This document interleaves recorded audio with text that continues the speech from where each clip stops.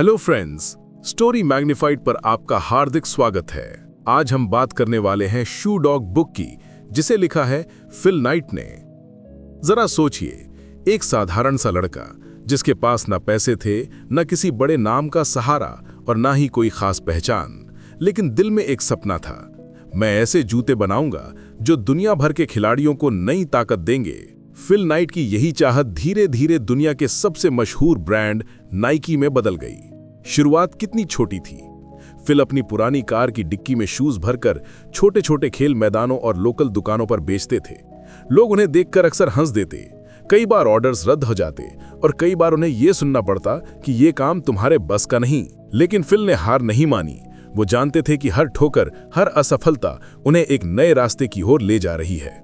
Nike का आज जो लोगो है, स्वूश, वो उस समय एक स्टूडेंट ने केवल $35 में बनाया था। सोचना मुश्किल है कि इतना छोटा सिंबल एक दिन करोड़ों लोगों के सपनों और जुनून का प्रतीक बन जाएगा। पर यही तो इस कहानी का जादू है। छोटे छोटे कदम ही बड़ी यात्रा का आधार बनते हैं। फिल की जिंदगी आसान नहीं रही। कई बार ऐसा हुआ कि कंपनी बंद होने की कगार पर आ गई। बैंक ने पैसा देने से मना कर दिया, सप्लायर्स ने दबाव बनाया और टीम के भीतर भी संदेह उठने लगे। लेकिन ऐसे हालात में फिल ने अपने भीतर की एक आवाज सुनी, बस चलते रहो। यही आवाज आगे चलकर नाइकी का नारा बनी, जस्ट डू इट। इस सफर में उन्होंने पार्टनरशिप्स का महत्व सीखा। उनके कोच बिल बावरमैन, जो खुद एक जूते बनाने में जुनूनी थे, ने डिजाइन्स पर लगातार प्रयोग किए। कभी कुशनिंग बदली जाती, कभी सोल को हल्का किया जाता। यही छोटे छोटे बदलाव नाइकी के प्रोडक्ट्स को खास बनाते गए।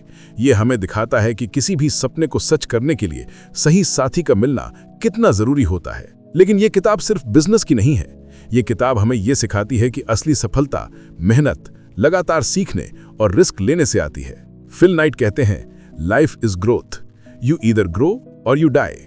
यानी अगर आप ठहर गए तो धीरे धीरे पीछे छूट जाएंगे, पर अगर आप हर असफलता से सीखकर आगे बढ़ते रहे तो ऑर्डिनरी से एक्स्ट्रा ऑर्डिनरी बन सकते हैं। फिल की कहानी हमें याद दिलाती है कि सक्सेस कोई ओवरनाइट मिरेकल नहीं है।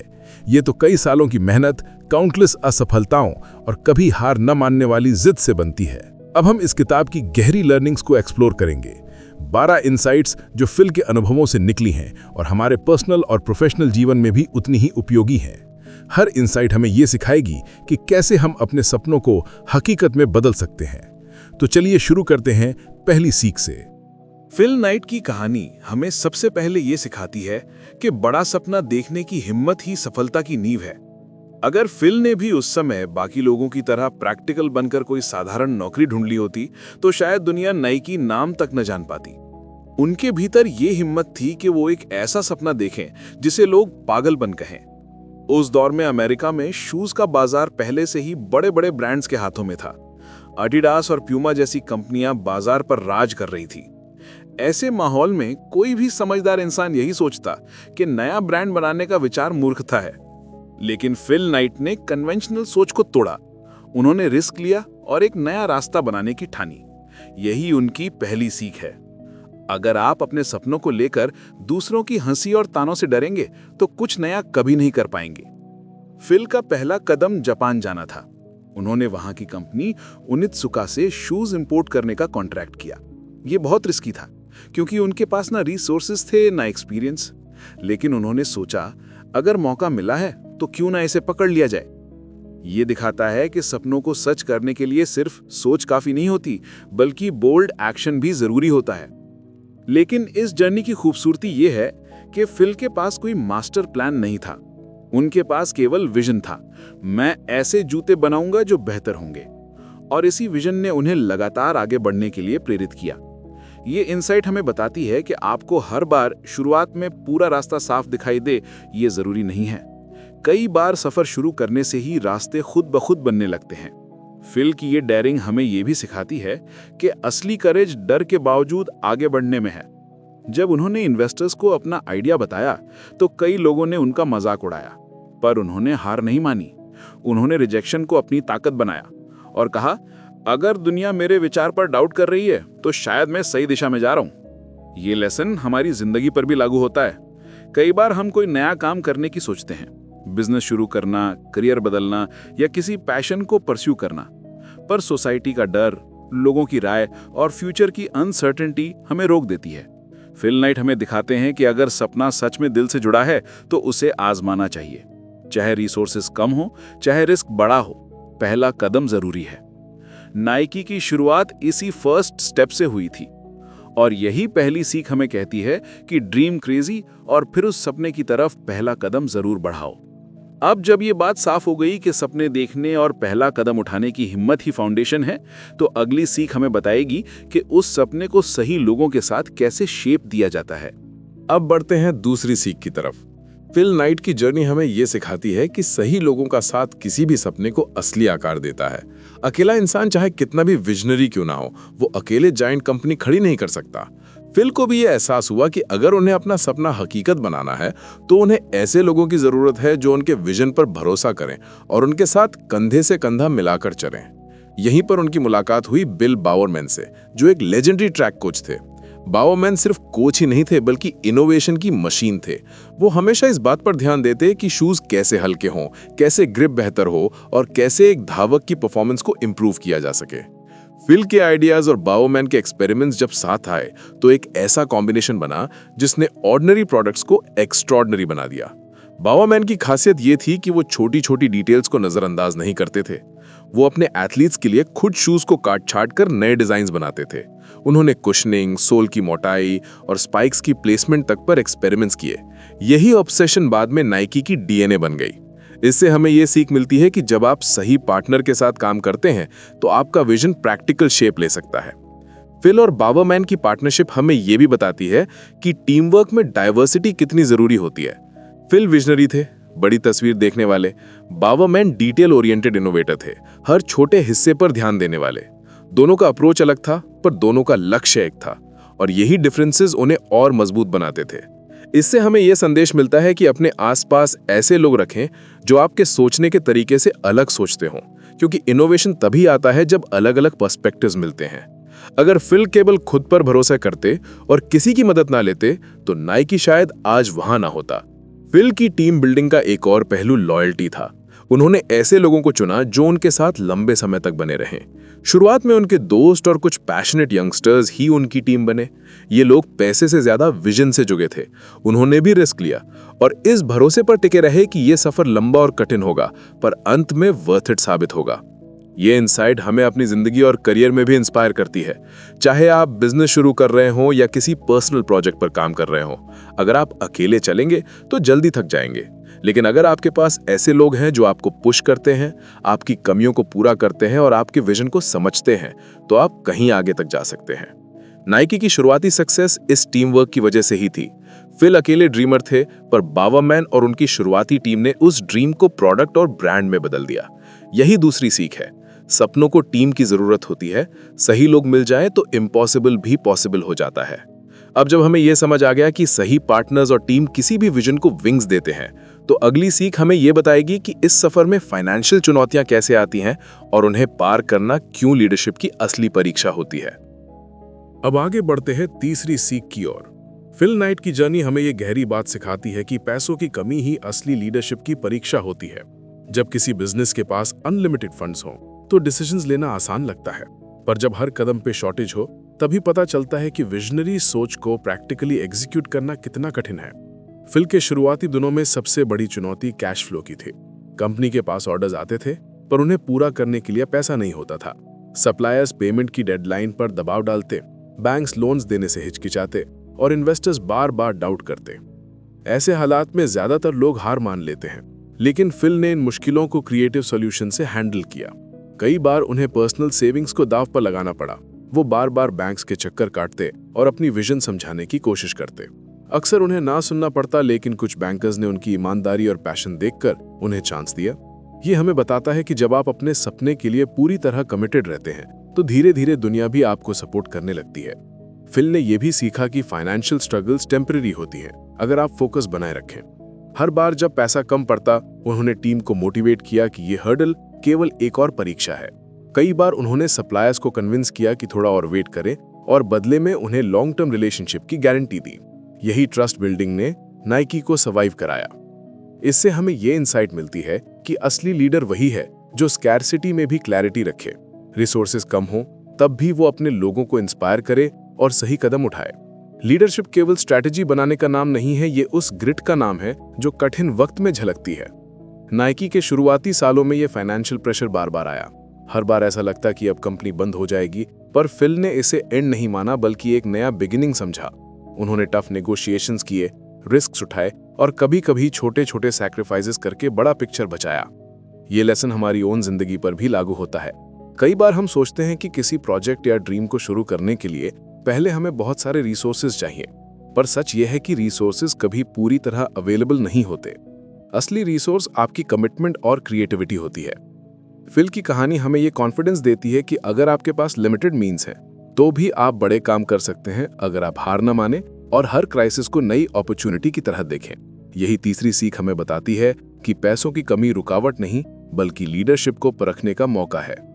अब जब हमने समझ लिया कि फाइनेंशियल चुनौतियां हमें रेजिलियंस सिखाती हैं, तो अगली सीख हमें ये दिखाएगी कि ब्रांड आइडेंटिटी कैसे बनती है और एक सिंपल सिंबल किस तरह पूरी दुनिया का कल्चरल आइकन बन सकता है। अब आते हैं चौथी सीख पर। फिल नाइट की जर्नी हमें यह बताती है कि एक ब्रांड की पहचान सिर्फ नाम और लोगो से नहीं बनती, बल्कि उस फिलॉसफी से बनती है जो उसके पीछे होती है। शुरुआत में उनकी कंपनी का नाम ब्लू रिबन स्पोर्ट्स था। ये नाम ठीक था, पर उसमें वो एनर्जी और वो पंच नहीं था जो एक ग्लोबल आइडेंटिटी के लिए चाहिए। जब उन्होंने नया नाम सोचने का फैसला किया तो ब्रेनस्टॉर्मिंग के दौरान कई अजीब और साधारण नाम सामने आए, लेकिन आखिरकार एक छोटा सा नाम चुना गया, नाइकी। ये नाम ग्रीक गॉडेस ऑफ विक्ट्री से लिया गया था। छोटा, शार्प और याद रखने में आसान। यही सिंप्लिसिटी उसकी सबसे बड़ी ताकत बन गई। लोगों की कहानी भी उतनी ही दिलचस्प है।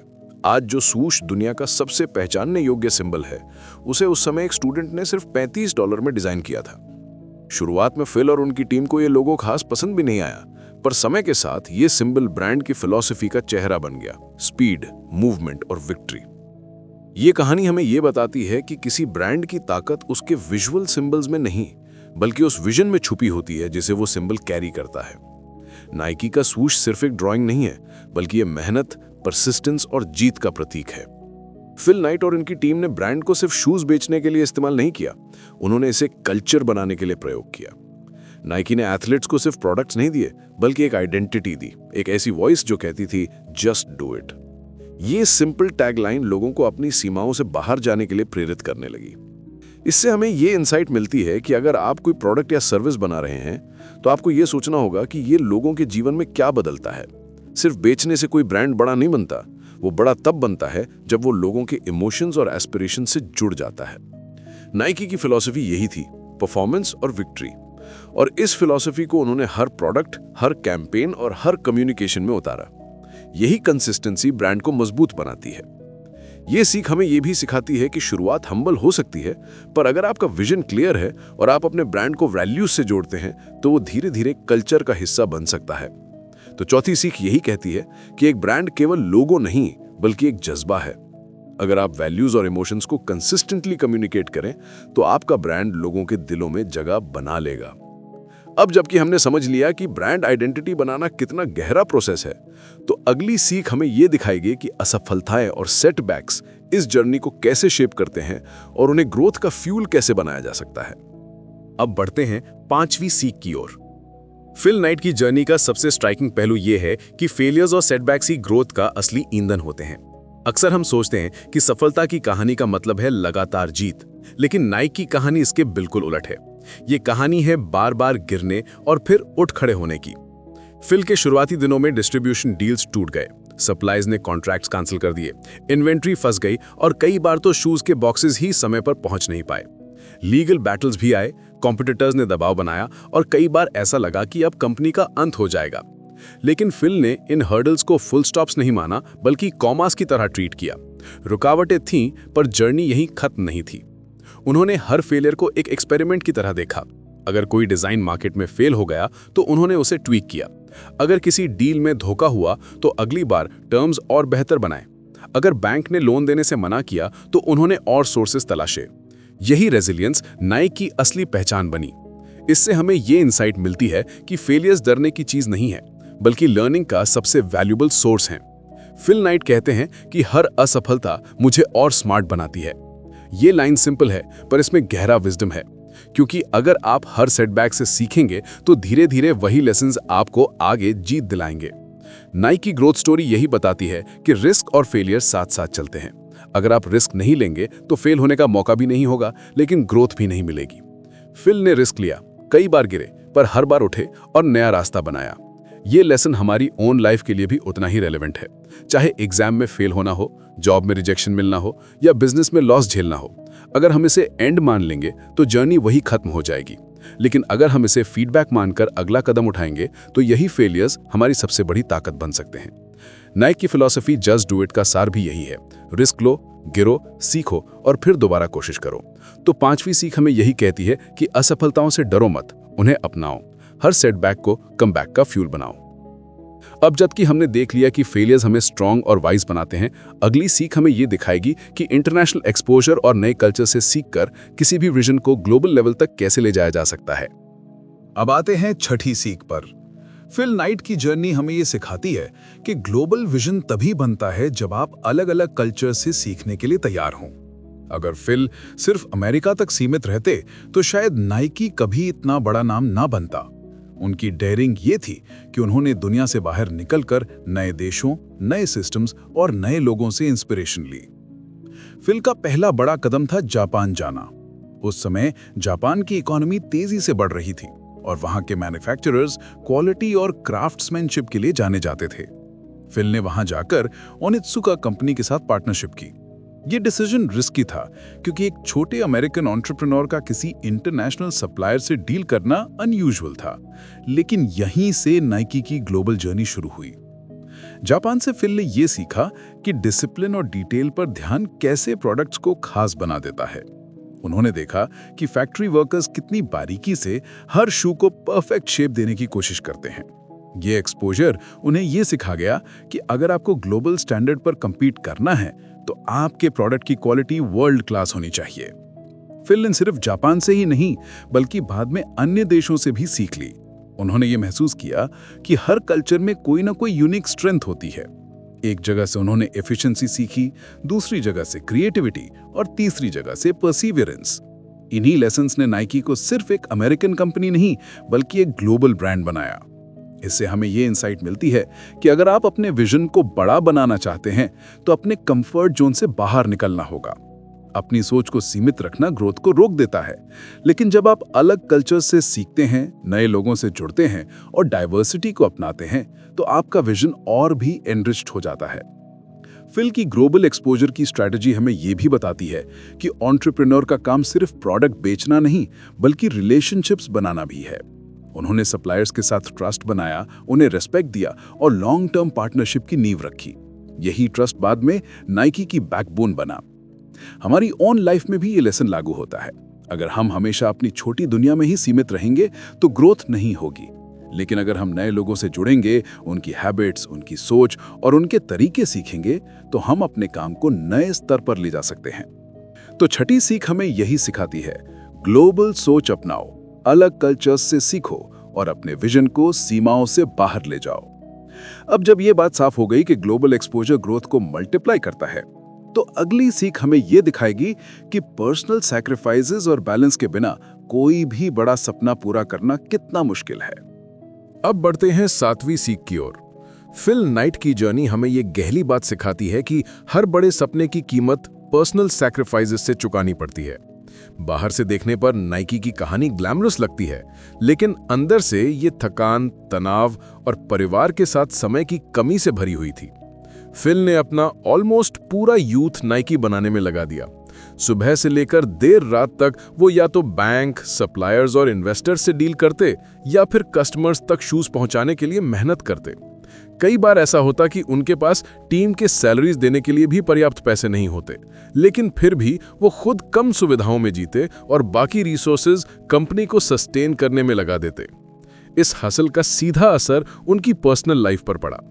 फिल के परिवार को अक्सर लगता कि वो उनके लिए अवेलेबल नहीं है। उनकी पत्नी पेनी कई बार इस बात से परेशान हुई कि फिल का पूरा ध्यान केवल बिजनेस पर रहता है। उनके बच्चों ने भी महसूस किया कि पिता घर पर होते हुए भी मानो कहीं और खोए रहते हैं।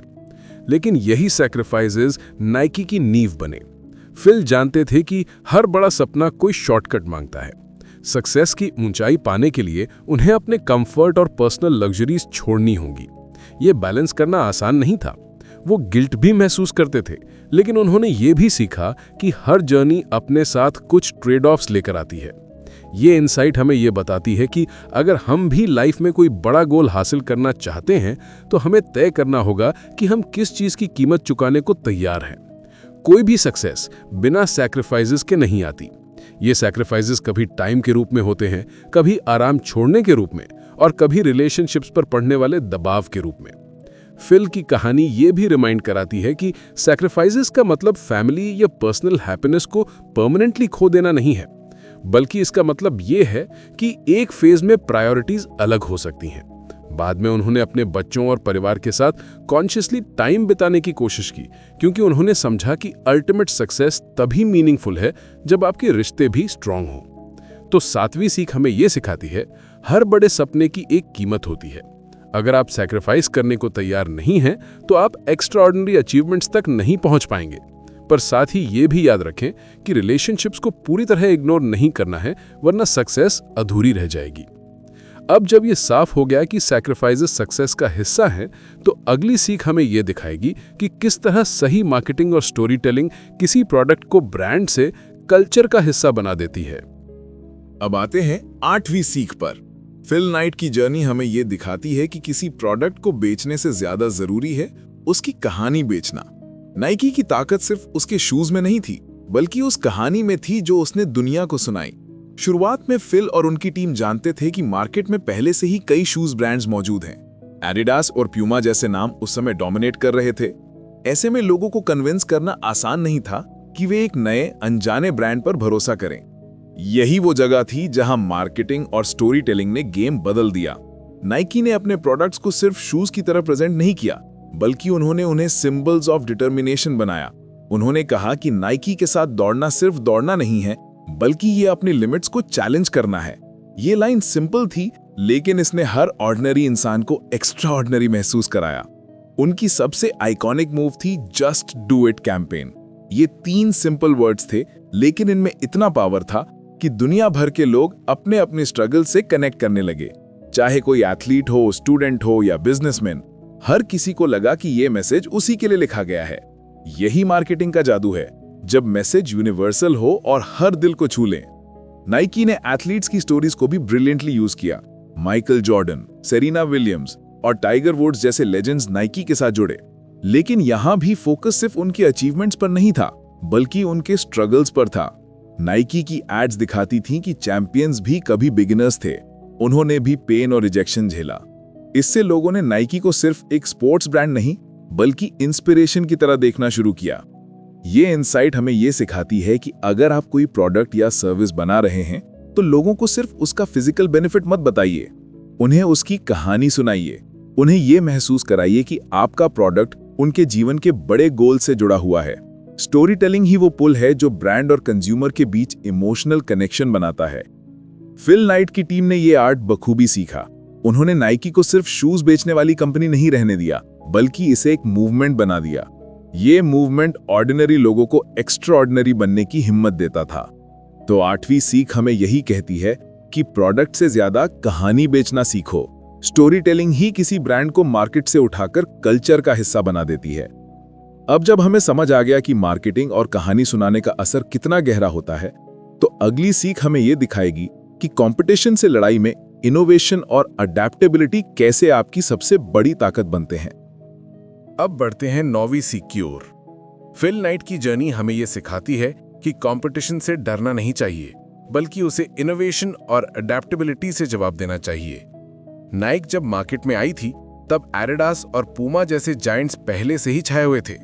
रिसोर्सेज, फेम और कस्टमर ट्रस्ट सब उनके पास था। ऐसे में नाइक जैसी नई कंपनी के लिए सर्वाइवल ही एक बड़ी चुनौती थी। लेकिन फिल और उनकी टीम ने यह समझ लिया था कि वे एस्टैब्लिश्ड कंपनी से सीधी लड़ाई करके जीत नहीं सकते। अगर उन्हें जीतना है तो उन्हें अलग रास्ता अपनाना होगा। यहीं से शुरू हुआ इनोवेशन और अडैप्टेबिलिटी का असली खेल। नाइक ने शुरुआत से ही शूज के डिजाइन में एक्सपेरिमेंट्स करना शुरू कर दिए। बाउमैन ने कई प्रोटोटाइप्स बनाए, कभी कुशनिंग बदली, कभी सोल को हल्का किया। उन्होंने वॉफल आयरन में रबर डालकर नया सोल डिजाइन किया, जो बाद में नाइक की आइडेंटिटी बन गया। ये क्रिएटिविटी दिखाती है कि जब आप रिसोर्सेज में पीछे हों तो इमेजिनेशन ही आपकी असली ताकत होती है। कंपटीशन ने उन्हें और भी अजाइल बना दिया। जब भी कॉम्पिटिटर्स ने कोई नया प्रोडक्ट लॉन्च किया, नाइक ने उससे भी बेहतर या अलग सोल्यूशन देने की कोशिश की। वे मार्केट ट्रेंड्स को कॉपी करने के बजाय एंटिसिपेट करते थे, यानी बाकी लोग जहां प्रेजेंट पर अटके रहते, नाइक फ्यूचर की सोचता। यही अडेप्टेबिलिटी नाइक को धीरे धीरे आगे ले गई। इससे हमें ये इंसाइट मिलती है कि कंपटीशन को थ्रेट की तरह नहीं बल्कि एक टीचर की तरह देखना चाहिए। कॉम्पिटिटर्स आपको ये दिखाते हैं कि कस्टमर्स क्या चाहते हैं, मार्केट किस डायरेक्शन में जा रही है और कहां अपॉर्चुनिटीज छुपी हुई हैं। अगर आप स्मार्ट हैं तो इन सिग्नल्स को पढ़कर खुद को लगातार इंप्रूव कर सकती हैं। फिल की स्ट्रैटेजी का दूसरा पहलू यह भी था कि उन्होंने कभी रिस्क लेने से डर महसूस नहीं किया। अगर कोई नया डिजाइन फेल भी हो गया तो उन्होंने उसे क्विकली रिप्लेस किया। ये फ्लेक्सिबिलिटी नाइक को हमेशा फ्रेश और रेलेवेंट बनाए रखती थी। हमारी जिंदगी में भी यही प्रिंसिपल लागू होता है। अगर हम सिर्फ दूसरों की सक्सेस देखकर डरेंगे तो कभी आगे नहीं बढ़ पाएंगे, लेकिन अगर हम कंपटीशन को इंस्पिरेशन मानकर अपने काम में इनोवेशन और अडेप्टेबिलिटी लाएंगे तो धीरे धीरे हम भी आगे निकल सकते हैं।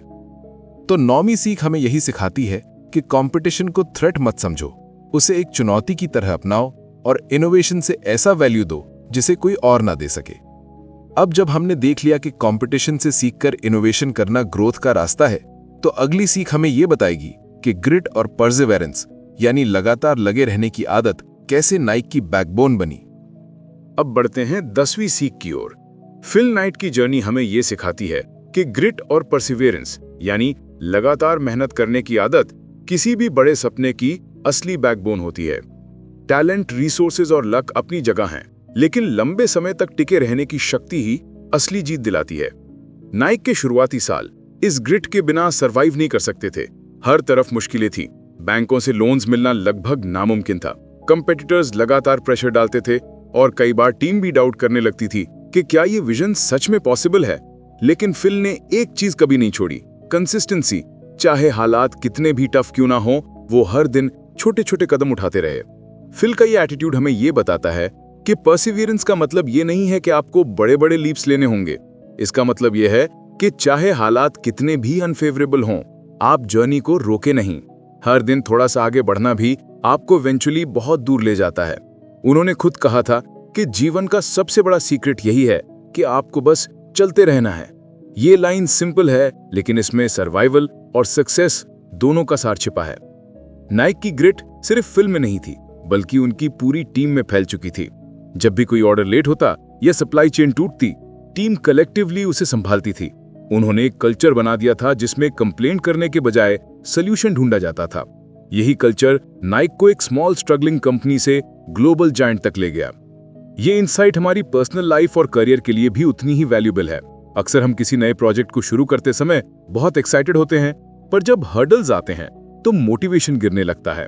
यही वो स्टेज होती है जहां ज्यादातर लोग हार मान लेते हैं, लेकिन जो लोग परसिवियर करते हैं वही इवेंचुअली एक्स्ट्राऑर्डिनरी रिजल्ट्स हासिल करते हैं।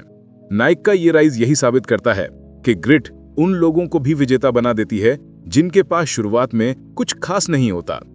तो 10वीं सीख हमें यही सिखाती है कि लगातार चलते रहो। मुश्किलें आएंगी, रिसोर्सेज कम होंगे, लोग डाउट करेंगे, लेकिन अगर आप हार नहीं मानते तो एक दिन दुनिया आपकी कहानी को सक्सेस की मिसाल मानकर सुनाएगी।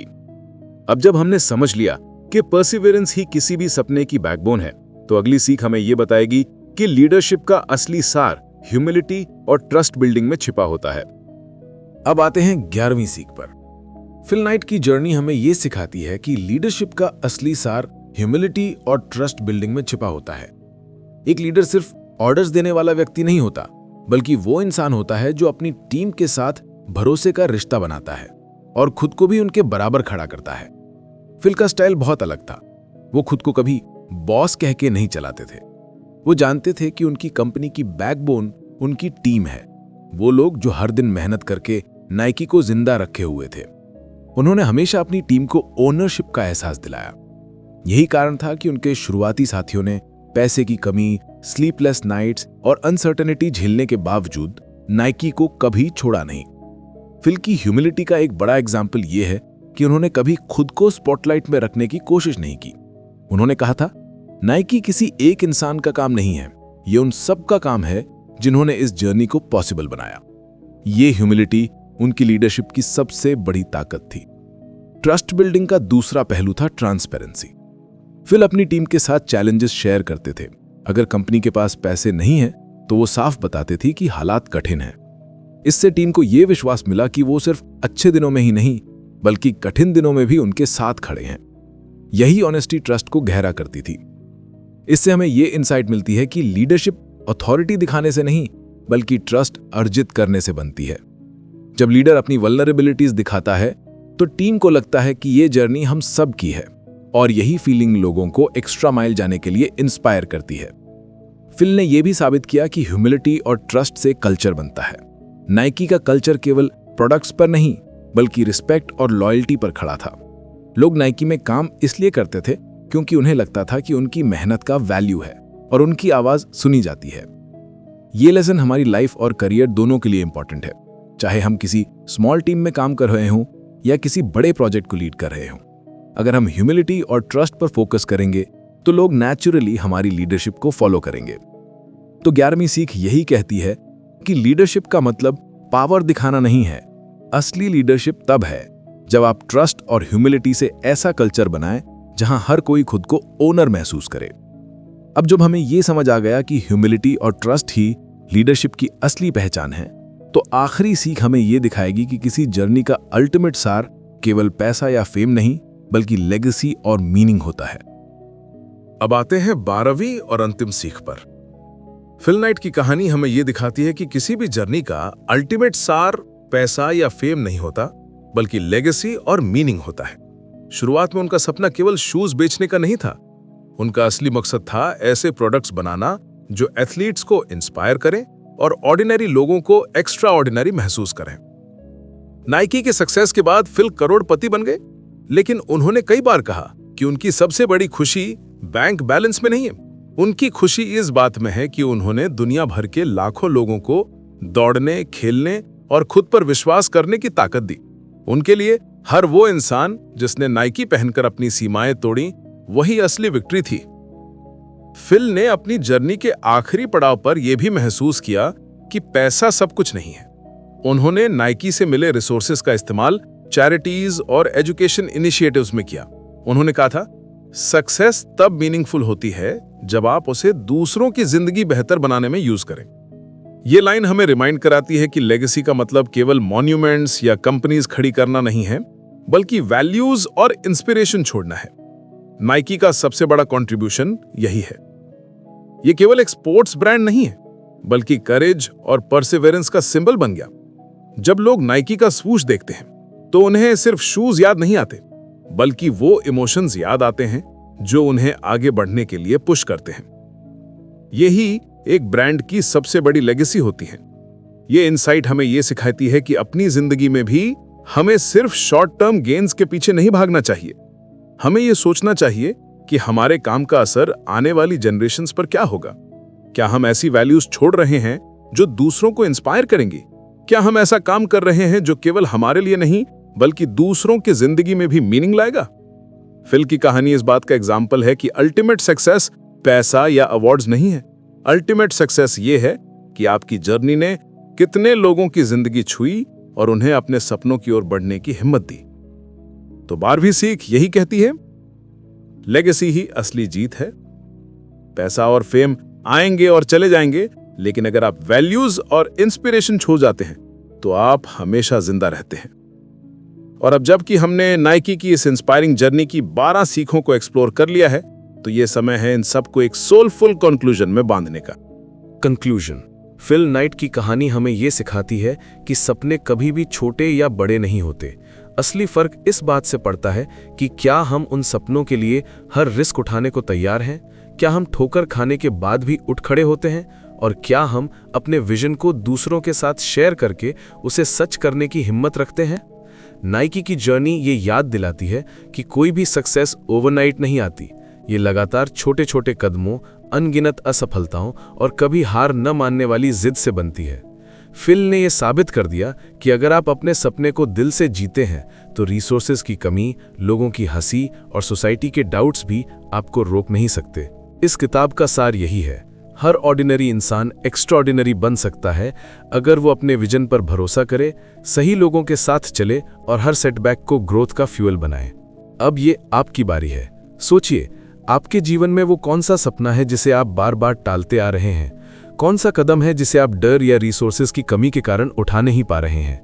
याद रखिए, परफेक्ट समय कभी नहीं आता। आपको बस आज से शुरुआत करनी है। अगर फिल नाइट अपनी पुरानी कार की डिक्की से शूज बेचकर नाइकी जैसी एम्पायर खड़ी कर सकते हैं, तो आप भी अपने सपने को रियलिटी में बदल सकते हैं। बस जरूरत है उस पहले कदम की और उस ग्रिट की जो आपको चलते रहने की ताकत दे। फ्रेंड्स, अगर ये कहानी आपको प्रेरणा दे रही है तो इसे शेयर कीजिए और अपने थॉट्स हमें कमेंट में ज़रूर बताइए। और अगर आप ऐसे ही इंस्पायरिंग जर्नीज और पावरफुल बुक समरीज सुनना चाहते हैं तो स्टोरी मैग्नीफाइड को सब्सक्राइब करना न भूलें, क्योंकि यहाँ हर कहानी आपको याद दिलाती है, सपने तभी सच होते हैं जब आप उन्हें जीने की हिम्मत रखते हैं।